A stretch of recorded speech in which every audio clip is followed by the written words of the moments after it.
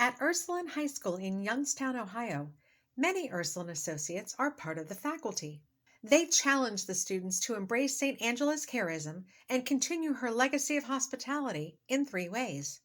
Getting to know Angela is part of the curriculum. We learn about her life and everything that she had gone through, and she was always stayed true to her mission and her dreams and her calling, and that just becomes part of them. And we help them to realize that being here at Ursuline is a choice that they and their parents made, and from that choice they become part of something. And after 4 years they really understand what that something is, and they take that out into our community. And it's really pretty special to watch their growth over 4 years too.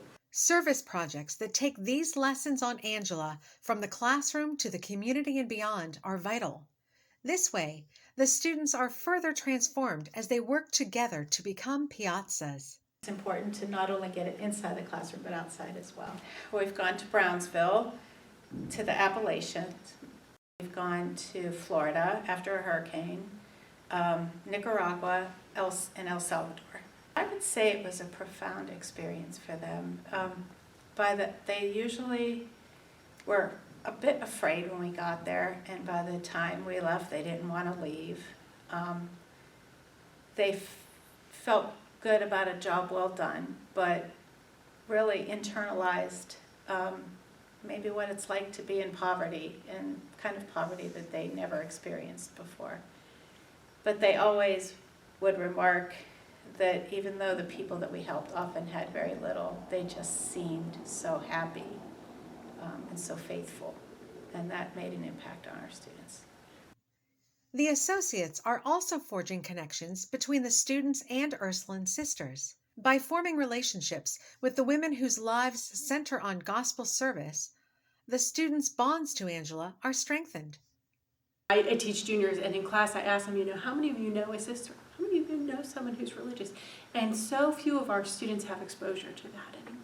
So taking the time to say, how can we be intentional about learning who the sisters are, how they choose to live their lives. I know so many of the students are surprised at the way the sisters live in community and how they really share amongst one another. And so it's a delight to kind of introduce them to that and to make sure those connections are there.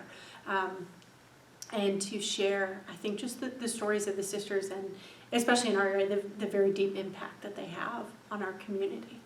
And to get to know, for the students to know, I think that they're part of that. Once they know Angela, the students are forever changed, not just as teens, but also as adults.